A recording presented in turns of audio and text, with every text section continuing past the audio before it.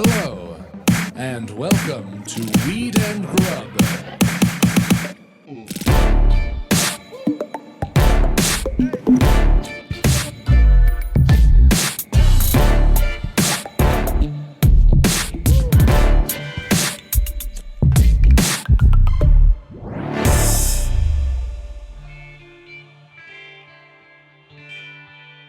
You're still talking about them, so let's just talk about them on pod. What? The ribs.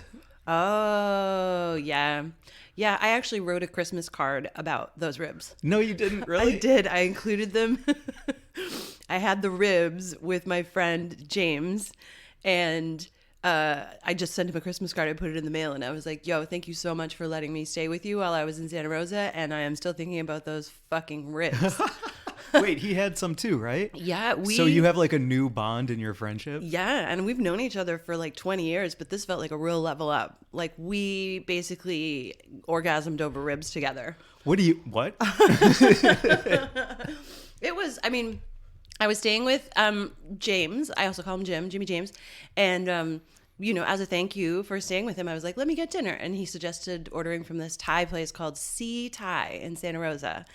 And I was like, let's throw some of these ribs on there just as a sort of afterthought, because I've learned from eating with you, you always got to get a selection from the menu. You don't just get one dish. If you're going to order delivery, deliver up for yourself. Get some options, and then you eat them later, and they're just in the fridge for later when you're hungry at midnight. Yeah, if you're going to get delivery, get it for leftovers in mind. Yes. Totally. I learned this from you. And so I threw those ribs on that order, and I don't even really know how to talk about them. They were like, it was like a spiritual experience. You're holding yourself like you're squeezing yourself. Yeah, I am. I'm holding all my fingers. Were they like sticky, sweet, smoky? Yep. All the things. Mm-hmm. Spicy? They hit every note.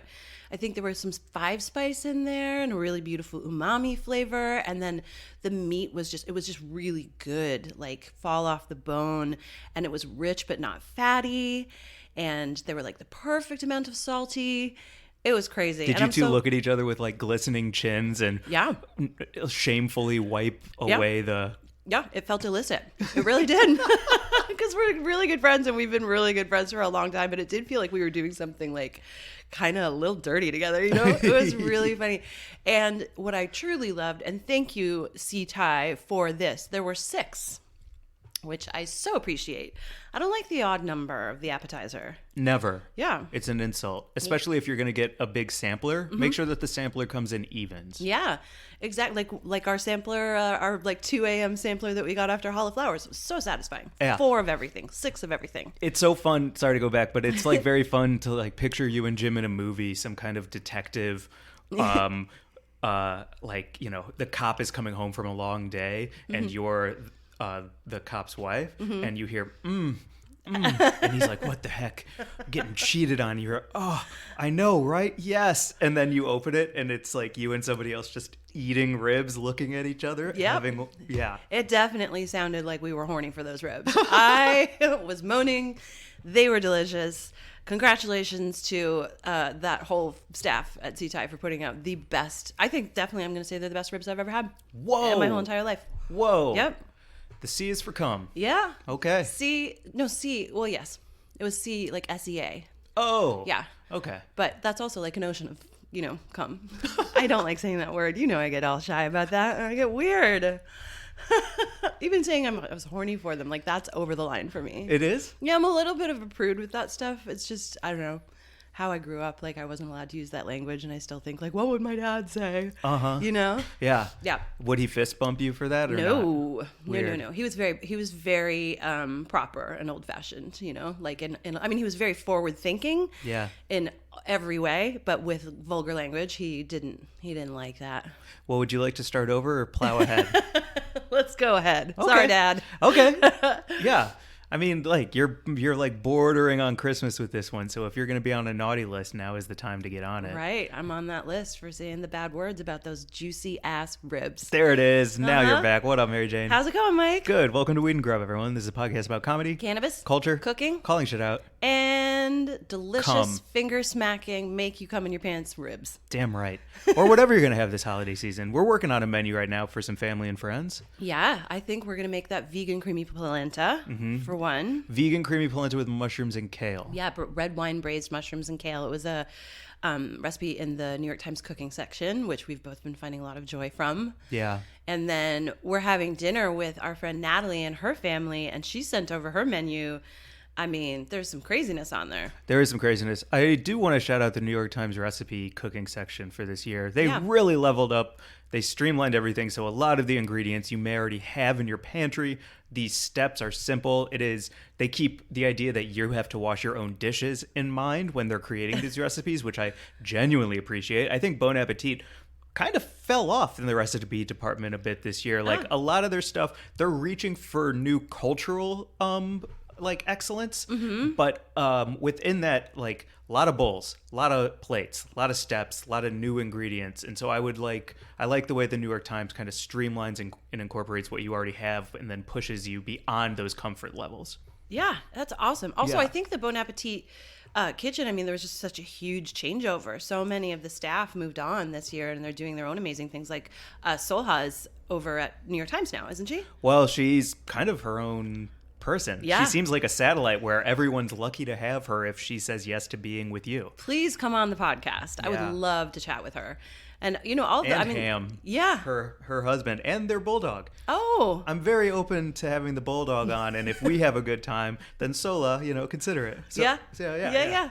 Awesome. Yeah, I've been really enjoying cooking. I mean, I would say another dish that was one of the best things I've ever had was the dish that you made me, Eric Kim's buttery chicken thighs with fish and lime sauce, or lime and 100%. fish sauce, whatever it was. They were fucking delicious.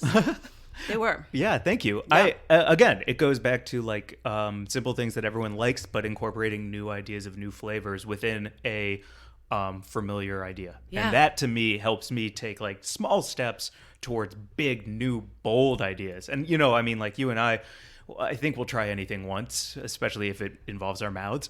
So if something new is exciting for my mouth, I'm going to put it in there. You're definitely going to put that in your mouth. But I think the rest of the country, or a lot of people in the country is a better way to say it, might not put everything in their mouth as soon as they see it. So Yeah. you got to take baby steps to get there. Yeah, we all know some picky eaters for sure. Yeah, my bro. Yeah.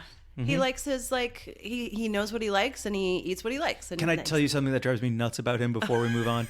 Hi, Man, what's Matthew. up, Matt? Well, hey, Merry Christmas, bro. Thank you for all the gifts that I'm about to open. But I will say, he is the kind of guy who will order one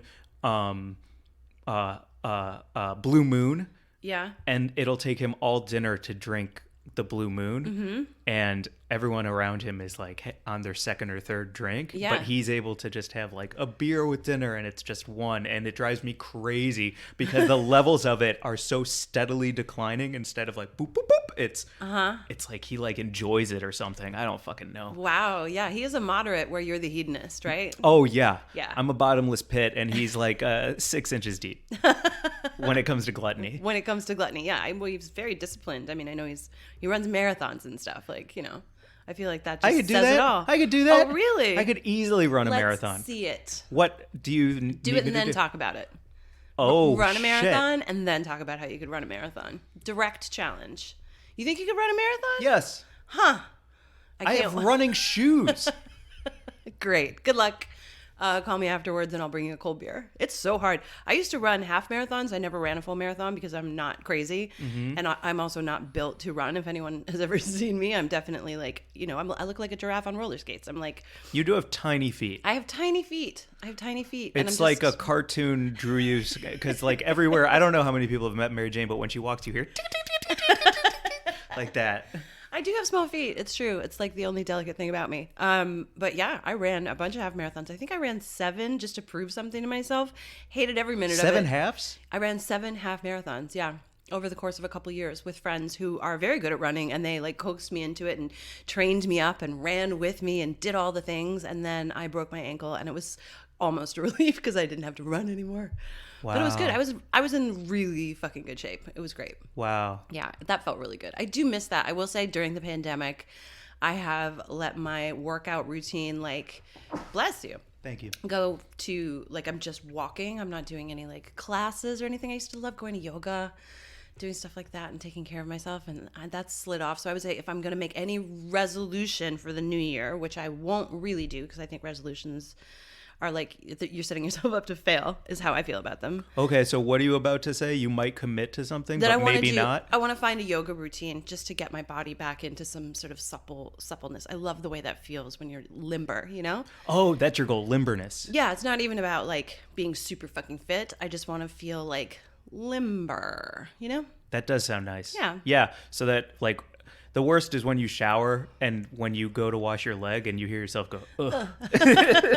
Fucking sucks. Like, you get up in the morning and you're like, Yeah, okay. Like, reaching down to scratch my ankle is something. Okay, geez. understood. How do you feel about resolutions? I mean, I'm going to run a marathon already. I think we've established that. All right. Let's You go. heard it here. I like a resolution. Make a choice. Stand firm. Make a fucking commitment and be disciplined enough to see it through. That's what life is about. Great. I just feel like the data behind making resolutions is that nobody keeps them. Sure, I understand. So I try not to set myself up for failure because, you know, then I feel bad about myself. If I say that I'm going to do something and I don't, like, that is my number one thing that I don't like, is saying that I'm going to do something and then not achieving it. Like, I've always, since I was a little kid, been like, if I say I'm going to do something, I fucking do it.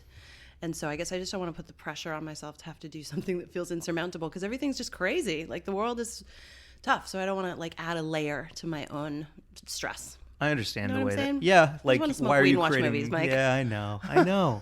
But I hope that, especially, I don't know, I can't decide whether I want to speak for myself or how I hope everyone else views themselves. That's a tricky way to say what I'm about to say, because I'm feeling very adversarial with you right now. Because, like, don't you want to think of yourself as, like, separate from the pack, as, like, different from all the rest? Like, when we watched Curb Your Enthusiasm, and Larry David was like, I can't be in traffic. I'm not like these people. I'm smart. And I'm then too he, good like, for I'm traffic. too good for traffic. And he, like, gets a. So for me, the idea of a resolution is because it's like I look around and I'm like, I'm special, man. I can commit to something and do it because I have a strong mind and I'm not a sheep. And I think that telling myself those things and then following through on that resolution makes me feel like I leveled up, and I told myself I would, and then I achieved that level up. And I need that kind of whipping my own back to get me there.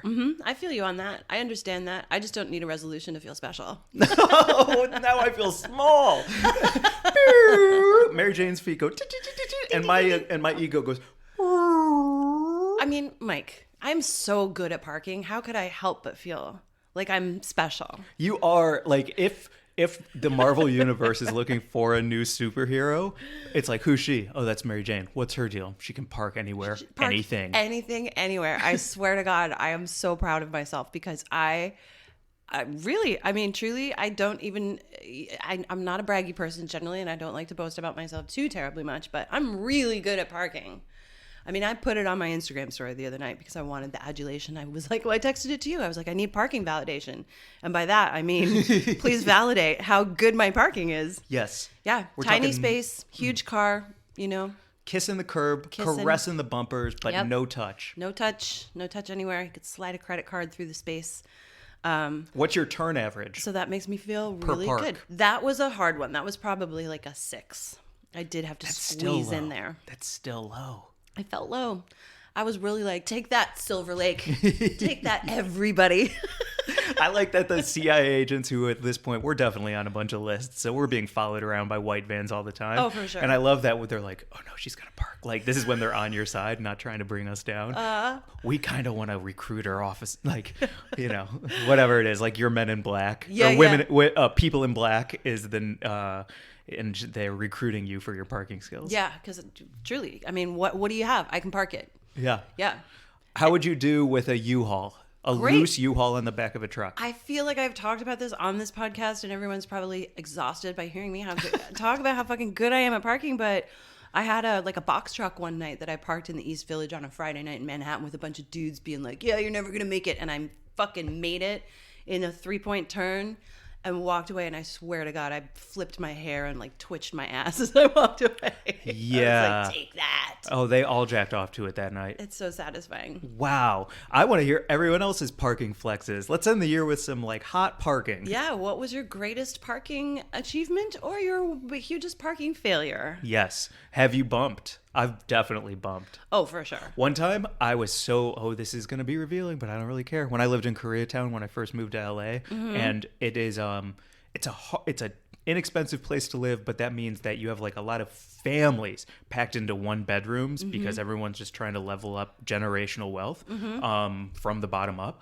And so parking is at an all-time premium in Koreatown, especially street parking, because you have like one street that could be occupied by literally one family, and they all save spots for each other Yes, to take they do the saving right? thing. That's so crazy. Yeah. So one time I was frustrated. It was like 2 a.m. I had just gotten done bartending, and I saw this fucking truck, and it was beat up a bit, and it was taking up 2 spots to save, and I just backed up, and I went full forward, and I bumped it down the fucking hill as far as I could with my bumper, and then I parked in the space and got out and walked away. Yikes. And I Mundo. moved it. I moved it a whole car down the fucking street because I was sleepy. That's intense. I fucking had to, man. What do you do? I feel your pain. I feel like everyone would do that.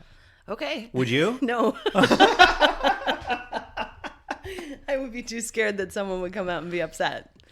You know? Yeah. But yeah, I mean, if you can actually like push a car with your car out of the way and take that parking spot, good on you, man. Yeah. Well, for me, like cars are like sneakers at a certain point. Like once you start wearing them to the point where they're your everyday sneaker or it's your everyday car, like I'm gonna rough it up a bit. I'm not getting a return on this deposit. Like I'm gonna run it into the ground. So if that means I gotta bump other cars out of my way to go to bed, I'm gonna do it. Yeah. But when you get that, whatever your level up car is, you will not be like pushing other cars around with your beautiful new Bugatti or whatever you're gonna drive. No way. Yeah. No way. Do you know garage money this year, 2022. Oh. Garage money. I hear that. There's more and more like young rappers coming up who are rapping about having their first chimney. Oh. I love that as like a Christmas flex to talk about today. That's fantastic. That means that you have, so many things. You have a fireplace. It means you have a house. Yes. That probably has property attached to it. I own some land. You own land. That's exciting. I also hope for 2022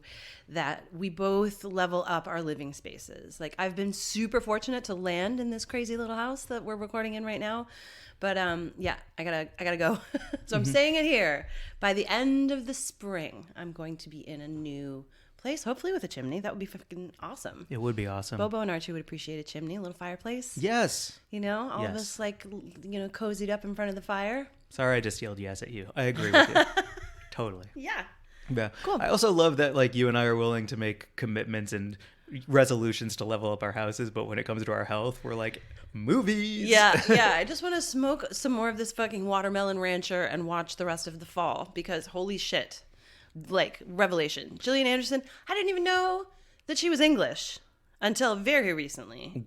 Because you were Dana Scully stan? Yes, X-Files. Every Sunday night when I was in theater school, we would all gather at my friend Allison's house and we would watch X-Files and Star Trek The Next Generation. And I think it was Sunday nights. Anyway, it doesn't matter. But I was a huge X-Files fan. And then I think it was last year when she was on The Crown playing Margaret Thatcher. And I was like, oh, that's a stretch for her. And then I found out that she's English.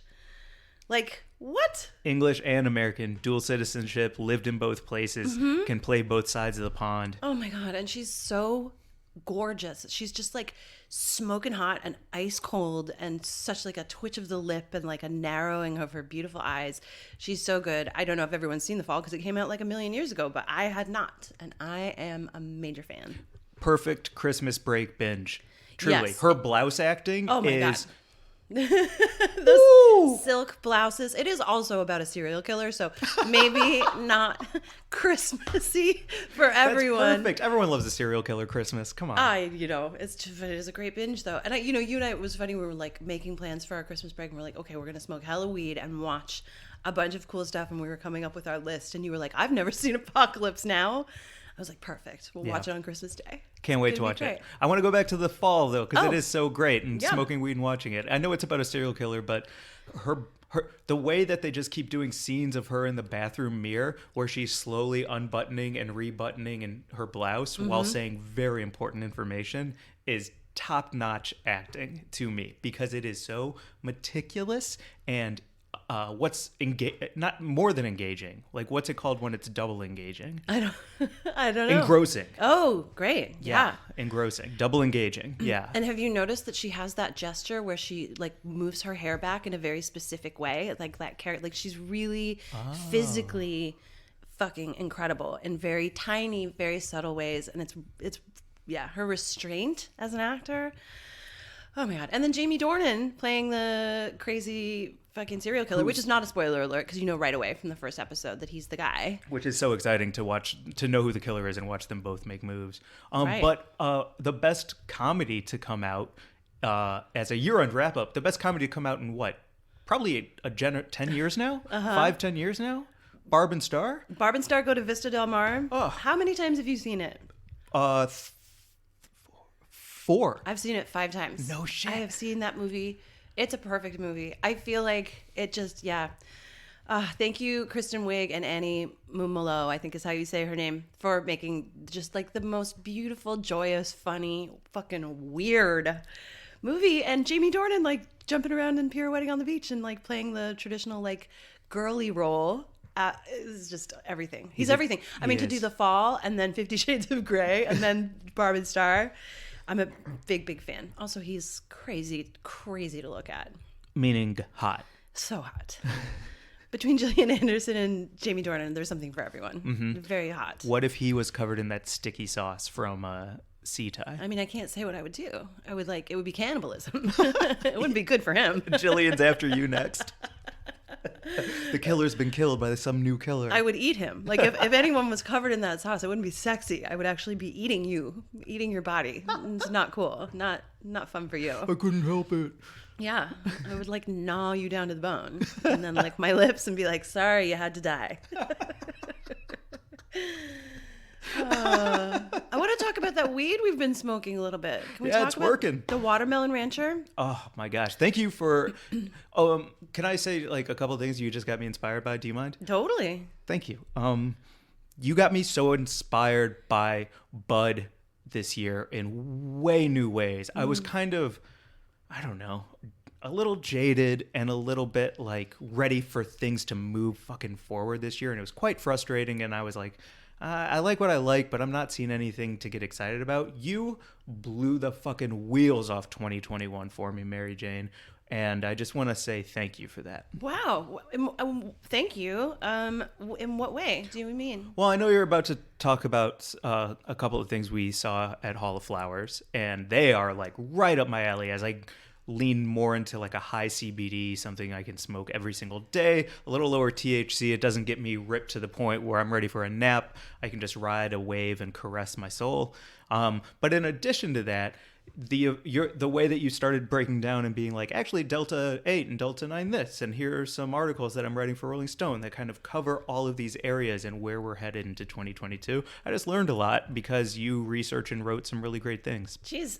Thanks, Mike. That feels really good. I'm really stoked. Truth. Thank you. And it was really cool to, learn more than ever. I mean, just affirm, I guess, that there is something for everyone. Like if you want that fucking 30+% THC fire fucking indoor hydro craziness, that exists for you. Like you can go to Seed Junkie or Jungle Boys or this new place that I learned about in Sacramento called Blueprint, which when I was at the Emerald Cup, I asked this guy who was the quality control for cookies, I was like, what is the best? And he handed me a jar and he was like, it's this. It's called Dr. Freeze from Blueprint. And it was fucking crazy. And then there's something from like what I really love is outdoor sun grown, which is, lower. It's going to always be a little lower in THC. And, because you can't pump up the cannabinoids under the sun like you can indoor. You can't dial it in the same way.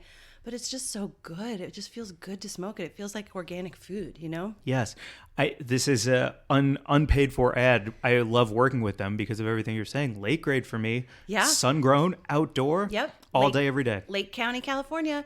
And I'm learning more and more about it because I just spent some time up in Mendocino and, what these farmers are facing and how they're suffering with the real collapse of the California cannabis industry, which is a piece that I'm writing right now. It's just wild. So I really am stoked to support outdoor sun-grown, and the Bohemian Chemist is the watermelon rancher that we were talking about. And that is a really interesting, cool model because Jim and his partner Brian are growing like a micro. They only have 5,000 square feet on their property. And then they're selling it at their dispensary, which is attached to this like really cool like bed and breakfast that has tasting rooms for wine. And their kitchen has a chef from Chez Panisse. Like it's just sort of all the experiences that you could want if you want like great food, great wine, great weed in a beautiful place. This place is called the Madrones, and cool. It's in Mendocino, and I got to visit, and he sent me off with some weed, and I love it. It's so delicious. It's also in a case that feels like a light bulb, like a Thomas Edison moment of discovery when you're opening up that eighth, which is a very nice feeling every time. Their whole jam is inspired by like a 1920s kind of apothecary situation, so it just feels all really beautiful. I mean, he was a designer in a former life, and so his attention to every single fucking detail is crazy. And they've got pre-rolls called Giggle Smokes. Anyway, this is not an ad for them. This is just, I love their weed, and I think it's a really cool business model that hopefully will save some smaller farms, that smaller farms are able to do that same thing direct to consumer, because that's part of the fucking problem in California, which I've also learned. Before Prop 64 was enacted, there were 8,000 retail locations in California. Now there are just a little over 900. Whoa. So the access point for retail in the state is just abysmal. Like there are all of these places that banned dispensaries coming into their communities because they didn't know enough about what that was going to look like. And so they just had the knee-jerk reaction of saying, well, we're just going to ban it. And it's really harmed the industry. I mean, farmers are suffering in every fucking place. They're suffering from the taxation and over-regulation and an overabundance of weed grown by bigger farms. And then, you know, they're not able to, like every other farmer is able to take their product to a farmer's market and sell their tomatoes or whatever it is they're growing.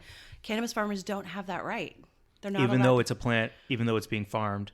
Yeah, it's crazy. The way weed is legislated under Prop 64 is nuts. It's called an agricultural product, which means that it's not, it's like the way that the law treats that product is different than it would treat something that is a crop. Mm-hmm. And it's crazy. I mean, before it even leaves the farm, they have to pay a cultivation tax of $154 per pound, which is going up in January. And California has a $31 billion surplus from cannabis revenue, but these farmers are facing like that level of tax when they can't even sell their pounds for like $300. Yeah. It's like a 50% tax before the product even leaves. It's crazy. So, all right, fucking Callie, you filled your goddamn coffers. Now it's time to give back to the people who filled them for you. There's something to be done. Governor Gavin Newsom needs to address this crisis immediately. There was actually a press conference on Friday with a bunch of business leaders from like Canacraft and Kiva and a bunch of other places calling for Newsom and regulators to do something. And I'm writing this really interesting piece right now, or I find it interesting, about the crisis. So it's just really something to pay attention to, because they're the reason we have the industry. Yep. They are the people behind the movement that led to a legal cannabis industry are being snuffed out. And that is not a very Christmassy thing to talk about, but it's important. It's important. It's really important. If you're in California, support local growers if you can. Well, let's get into the news. All right. It feels like we're at about the halfway point. Wait, can I guess as we do our final news of the year? Can I guess at what time code we're at? Absolutely.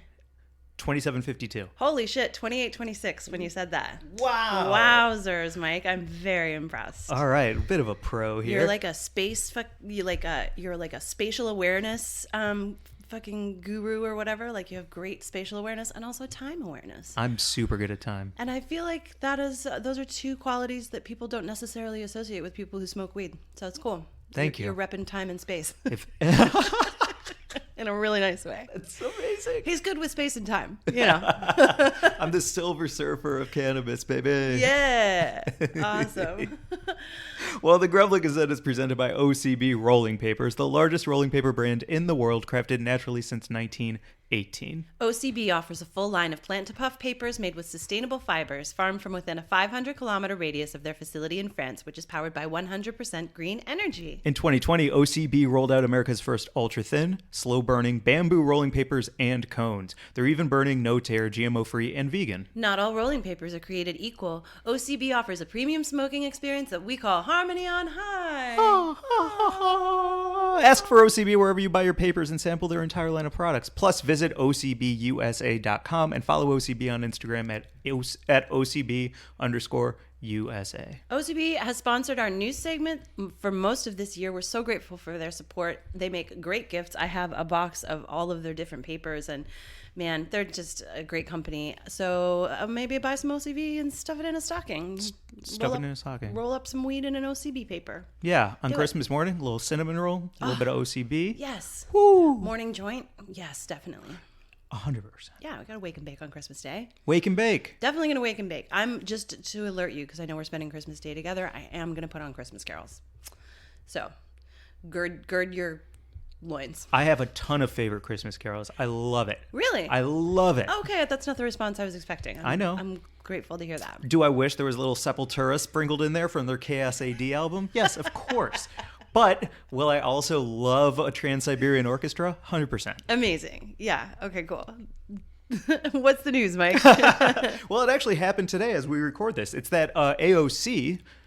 Alexandria Ocasio-Cortez. Yeah, we're not talking about OCB. We're talking about AOC. Uh-huh. And she sent out a tweet calling on Biden I don't know how else to say it except step the fuck up, man. So I'm just going to read the tweet and then I can go into a bit of more detail about where we're at. Yeah. So OCB just fired off a tweet that said... AOC. Oh, my God. And I'm sure OCB supports her.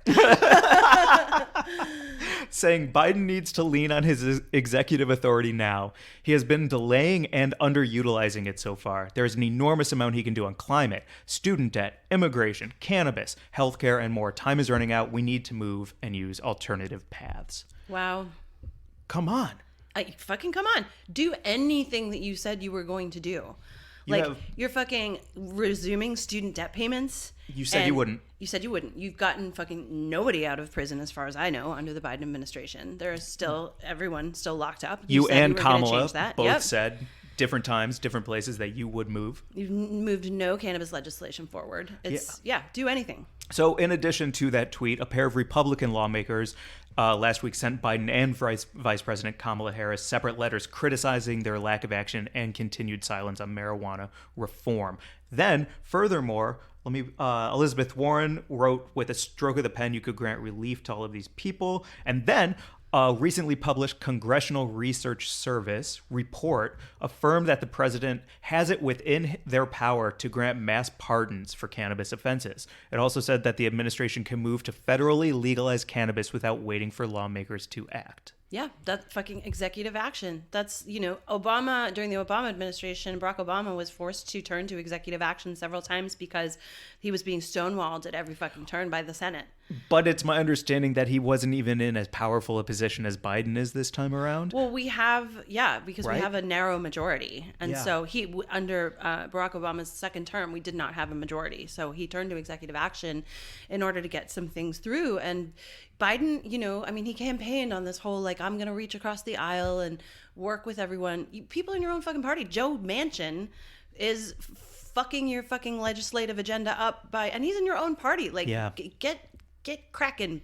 Well, you were saying before we... on some stuff. But not fracking. No, get cracking, but not fracking. Because you were mentioning that Joe, it goes against his family's best interests to help Biden out, Joe right? Manchin. Yeah. Yeah, so my understanding is that, he's the senator from West Virginia. We got to look that up and make sure that's true and it's not Virginia. But anyway, it's West Virginia. It's West Virginia. And my understanding is that his family have investments in the coal mining industry. So the Build Back Better infrastructure agenda would actually harm his family's business. And this is totally something that I just read in passing. I don't know much about it, but all of these Democrats who were, they linked the two pieces of legislation to get the first piece through, thinking that they would be able to then negotiate and get this piece through as well. And a bunch of people were like, don't do that. We got to pass it all together. Yeah. Ilhan Omar and Alexandria Ocasio-Cortez, and they've all been saying, this is exactly what we warned you against. We warned you that if we unlinked these two things, that someone like Joe fucking Manchin or Kristen Sinema is going to vote against it because of their special fucking interests and who they represent, which are not the will of their voters. They're not representing Joe Manchin, for instance, in West Virginia. It's 50th, I think, in child poverty. Jeez. This bill would help his constituents, and he's still saying he can't get there. So, Homie, you got both chambers locked. What Yeah. are you doing? We need less Kendall Roy and more Logan Roy, homie. Let's go, Biden. Let's go, Biden. Let's do this. I'm still supportive of the Democratic agenda and government, but like it's pretty galling to watch this total fucking inaction, especially when it comes to cannabis prisoners. Yeah, didn't Trump use he was like executive ordering like it was like dupes on a busy restaurant. He did use executive orders. And I will say, like, do you remember the first day that Biden took office? There was a stack of executive orders on his desk and he signed, I think it was like 17 of them. Yeah, I do remember. He came in real hot. And it was to repeal a bunch of stuff that Trump had put into place. And it was just like this press conference of Biden just signing shit. So it's not that he has never used executive orders, but now is the time. I think it's really amazing that AOC is calling him out on it and saying, like, we've got to do something. 2022 midterms, baby. It's going to be a really hard year for the Democrats. So we need to get some things passed so that we can have some modicum of, progress before these midterms come up, because people are suffering and horribly disappointed at the lack of, movement. Like, there are still 40,000 people in prison for cannabis offenses. Yes. They should all be out. They should have been out by now. They better be out soon. Yeah. Yeah. And the Republicans are coming out with hot bills that make a lot more sense. So it's like, why are you letting them scoop up all the sand, man? Come on. and it also makes me, and maybe this is the conspiraweed part of me, but it's like, maybe all of them are playing the exact same game and there are no two sides. There's just like one side and it's control. And so that's all I can think of when things like this are not moving forward. It's like, it's like the lowest tier of watching professional wrestling, where they're not great at the moves, but it's a pretty good show when everyone's getting paid in the locker room. Yeah, that's what this feels like. Wow, that's totally. I mean, yeah, I don't even know what to say to add to that. It's just like it's so disappointing to become an adult and realize that shit is just always going to be fucked up. Like, there's just nobody who's actually doing anything. Like, climate change. I mean, there was this huge documentary that just came out, overview of climate change and what it looks like in every corner of the globe, just done a series on the New York Times. It's so bad, Mike. Really? It's so bad. It's so scary and it's so bad. And nobody's really doing anything to address it. Everyone is ringing the alarm. Yeah. And, it's not fun to listen to, and it's not fun to think that, things are just going to get worse. But, like, we have to accept the realities and start from there. Like, you can't bury your heads in the sand anymore. So there's just, it's like nobody wants to think about the unpleasant stuff. Everyone just wants to, like, because stuff is so hard right now. Everything's so hard. The pain points and the pressure points are, like, so intense, but we can't we cannot. You make me think, and I'm not trying to be flippant about this, but I do think, what if AOC is our Neo? Because I am rewatching all of the Matrixes, and I mean, they're great, and I'm so excited for the new one. But there comes a point in the second Matrix where the robots are closing in on Zion, the city of Zion, and the head of, like, let's just call him the president, comes in and is like, what do you think we should do? And Morpheus is like, we need to tell the truth to these people. And the other person's like, no, it's going to start a panic. We've got to protect them for their own good.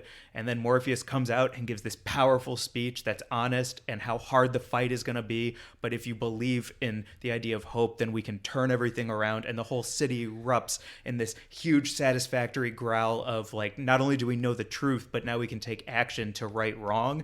And it's just this powerful moment in the Matrix. And then fucking Neo kills it. And so, like, I just feel like maybe people, like, we need our Morpheuses, we need our Neos, and to me AOC is hopefully a Neo. Yeah.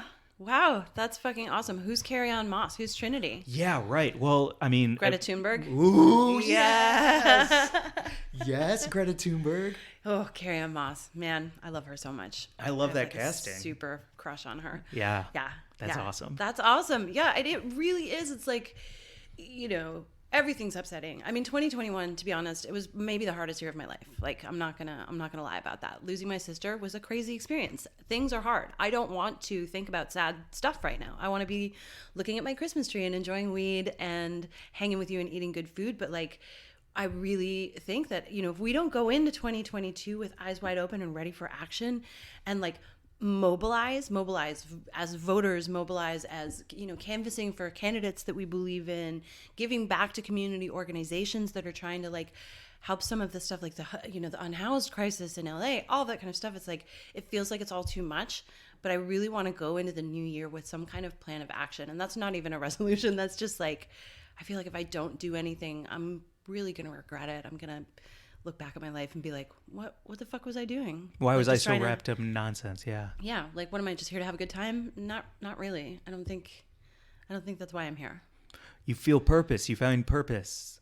I got really activated in Northern California by these farmers who were suffering. And also just thinking about my dad and my sister. Like, my dad was a conservationist. My sister was a conservationist. They were both fisheries scientists. My grandmother was a fisheries scientist and conservationist. So, it's in my DNA to be active and do something. Mm-hmm. And I think that, when things are hard, you feel like not doing things. I get apathetic when I'm sad.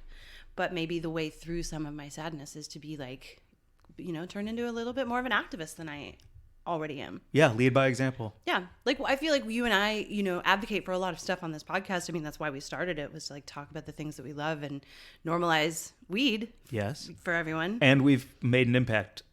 I'm proud of, people who have listened to our podcast and said that, like Stephanie Shepard, our interview with Stephanie Shepard from the Last Prisoner Project, our friend Andrea Guzetta is now donating $10 for every print that she, the beautiful rainbow joint print that she has.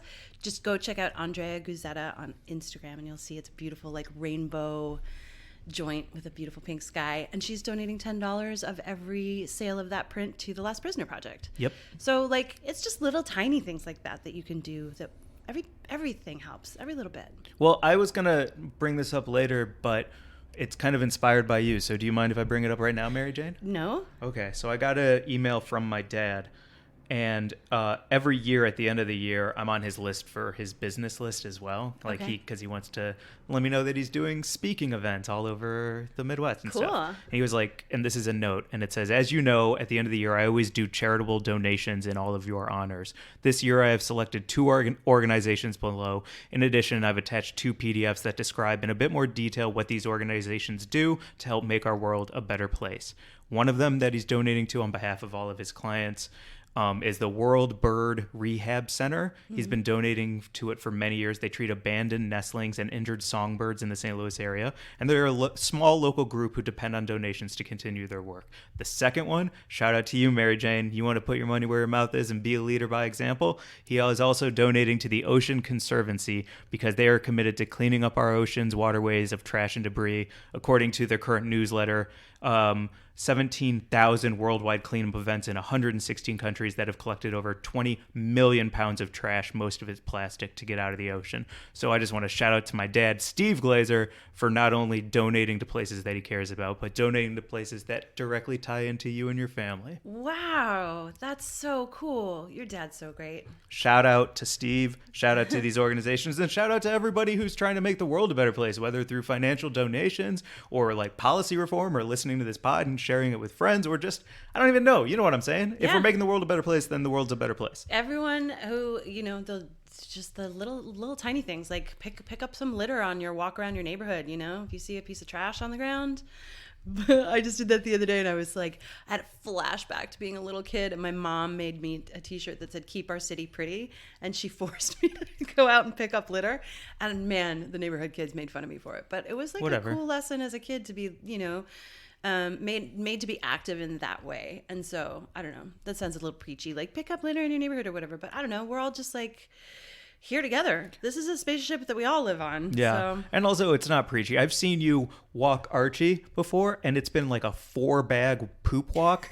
And not only do you have like 6 bags so that you can make sure that you have a bag for each one, but like, I'm going to be honest, sometimes I would walk my parents' dog at night when I would be visiting, because if it's under the cover of night, I don't have to pick up the shit. I was that person, and you're over there picking up 4 deuces in one walk. So you're a better person than me. He poops so much. I mean, one of his nicknames is Poop and Chew, Captain Poop and Chew. He has big ones. So thank you for the recognition. Also, can I just say, Bobo update for anyone who cares about Bobo the cat. A few weeks ago, we took him to the vet thinking that he was at the end. He is doing so well. He's put on so much weight. He looks like look at him, this little sweet little old man just sleeping there. He's fat, he's happy, and his poops are as the same size as mine, basically. So, just talking about poop update. Pump date. Everyone is doing great. Pooping. The poo report. The poop report. And Mary Jane, what about you? Great. I'm doing great. Do you want to ask me anything? How are your poops, Mike? Oh boy. Yeah? Are they good? Tremendous. Slidey? Shout out Weight Watchers. Shout out 27 pounds. Shout out a vegan living lifestyle. Shout out to how most of my intake of edibles these days is through, something a little more pure, a little more organic, a little more capsule, and a little less chocolate. Hell yes. On that note, I want to shout out the fucking Kin Slips, which are fantastic. There are a bunch of like cool products that are out there now if you want to consume weed in edible form that are like low cal, basically. We got those tablets, Level. Love them. At the Hall of Flowers. And Kin Slips, like there are all these neat new ways of like nanotechnology, fast acting, low calorie weed edibles. It's really cool. So I think the people who are doing R&D in that world as well they deserve some roses. Oh yeah, it's so much better. Do I want to go on record saying this? For now I do, because this is how I feel right now. But like, I'm so over the 100 milligram chocolate bar where you can take a half of a bite of a piece so that you have 6 milligrams. Like, stop. I'd rather take a non-calorie delivery system of a low dose and keep moving than have to like nibble like a little squirrel little chunks of chocolate that are like, stop. Like, do you know, but the crazy thing is there are people who love 100 milligram dose, and like the fact that they capped edibles at 100 milligrams is frustrating for them because they need 200 or 300 milligrams to feel activated in the way that works for them. So it's crazy because like when you go to DC, remember when we were at the National Cannabis Festival? Yeah. And we were buying, or not buying, we were donating in return for free gifts on the Initiative 71 market. It's like that crazy gray market situation in DC. All of the edibles were super high THC, like 200, 300, 400 That's right. milligrams. And it was, it was like dictated by the fact that they're not regulated. And so people want that super, high THC dose. And also, it's a bang for your buck. Yeah. True that. Yeah. So you're saying I'm wrong?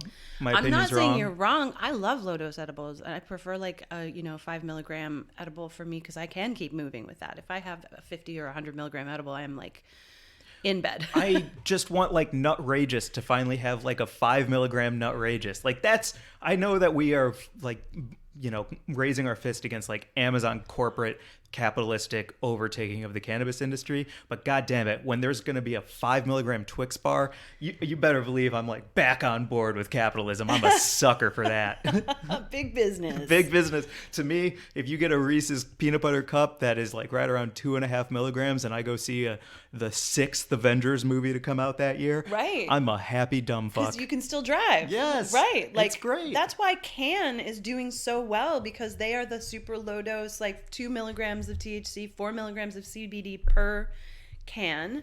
And they have like cool flavors that cool people like. And then I just got a press release for Kate Hudson.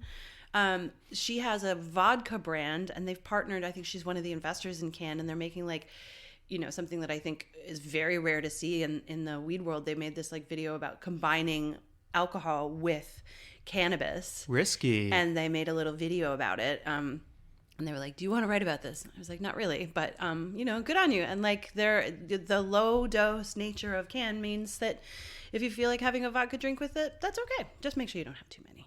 Because then you might get knocked down. Yeah. And then not get up again. Never going to keep me down. Yeah, they'll get knocked down. Get up again.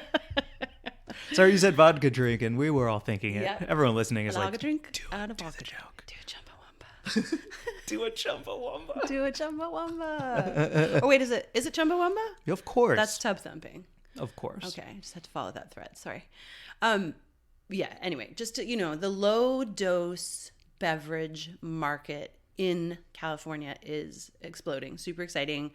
PBR has their 5 or 10 milligram, I think, hard seltzer. Yeah, I haven't tried it yet, but curious. Gem and Jane Delicious. Came out this year, and they've got some rare cannabinoids in there. They're doing Delta 8 and THCA. I don't know. It's just cool. Like I don't want a 100 milligram drink. I want that. Yeah, 5 or 10. Yeah, I think also a new study just came out saying something about CBD does not affect driving.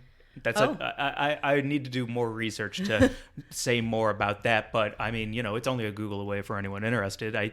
There's some new research out about CBD and driving not being a problem. Right, because it's technically not psychoactive. Well, although that's not even quite correct, because it does activate in your body, and it does bind to receptors, so it does have an effect. But like, it's not going to make you feel like you're high. It's not going to give you that euphoric THC Look, buzz. I'm not saying anyone should go on Fox News and start saying Mike Glazer said that CBD is fine while driving. Like, I don't go there yet.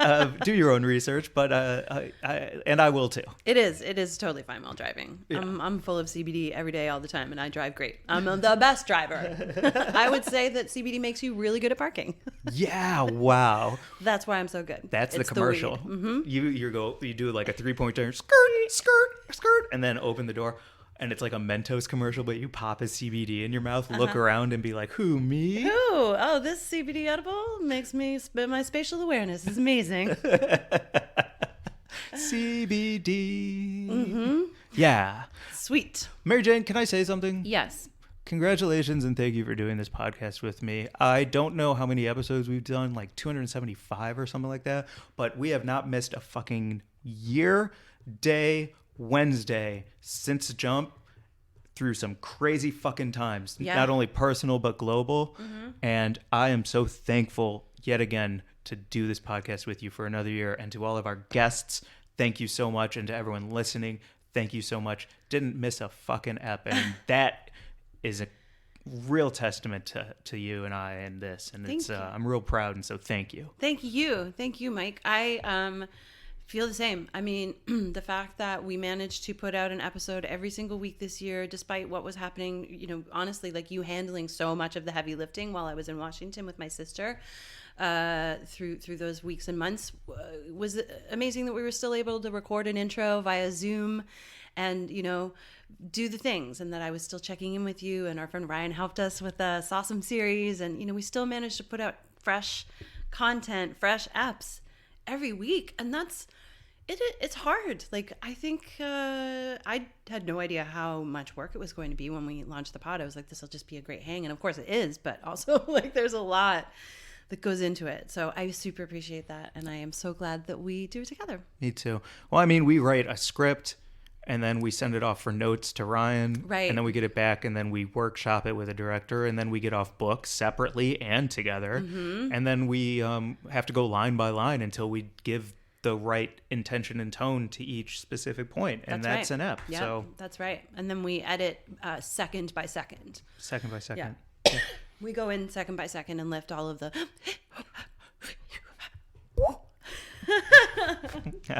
Yeah, thank you for doing this. I'm really proud of the interviews that we put out this year. We had Roxanne Gay on our podcast.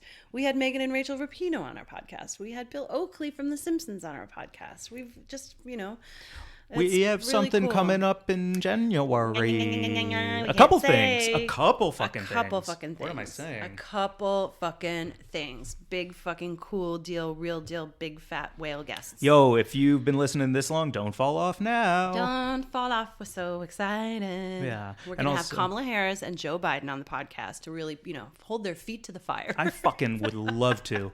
Do you know how much I would love to be like, would. yo, would you just answer the question directly, please, instead of tap dancing around something? You're speaking to a human being who, like, acts dumb but knows quite a bit more because it's easier to get through life that way.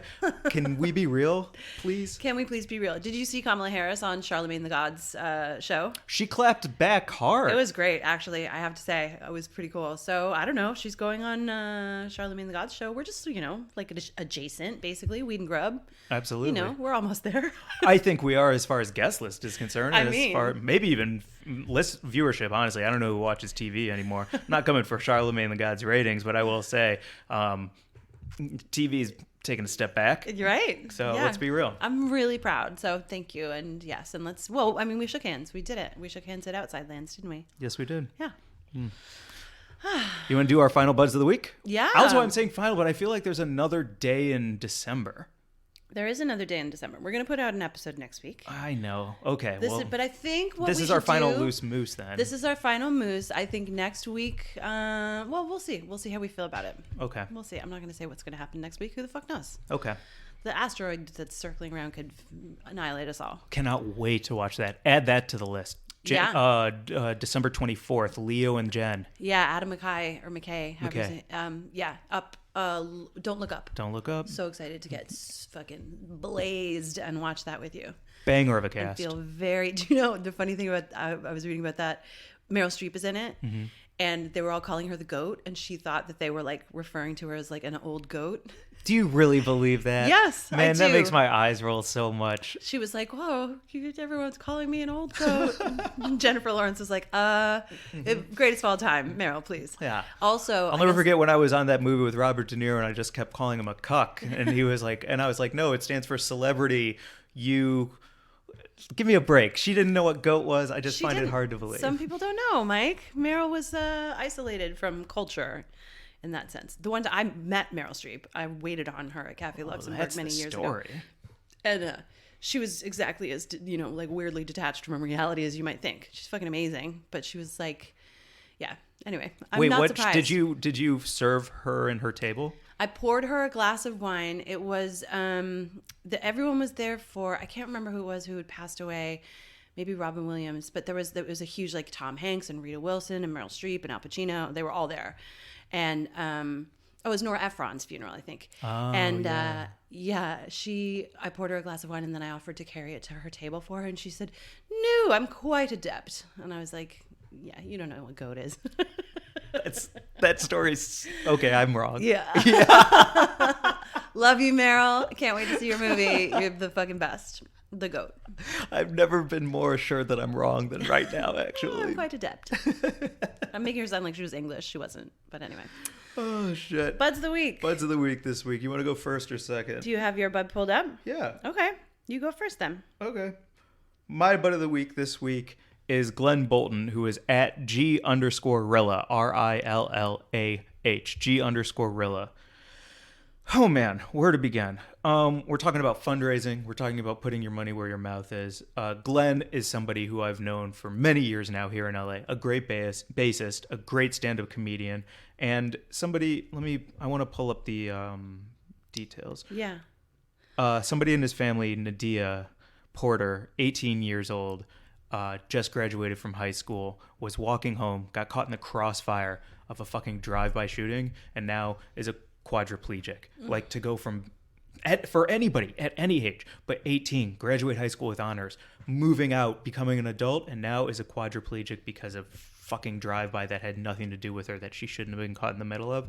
So Glenn is my bud of the week this week, and if you have any money, anytime, or even just want to share the posts from Glenn's account, he's my bud of the week, and click all of the links in the show notes, but also on our Instagram to not only learn more, read more, but see what we're talking about.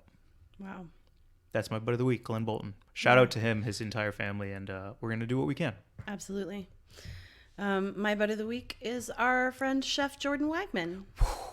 Yeah, we hung out with Chef Wagman on his podcast, which is called In the Weeds, and we had a great time. You guys, I feel like, super bonded. Yeah, we did. Yeah, you talked hockey and edibles, Psoriasis, and chefing, and cooking with weed, and come on, and we connected over having bad psoriasis. Yes, you connected over a lot of things. It was really cool. So his podcast is in.the.weeds.podcast, and he is at Chef Jordan Wagman. He is a James Beard nominated chef. He's an author. He's doing amazing stuff in cannabis in Canada.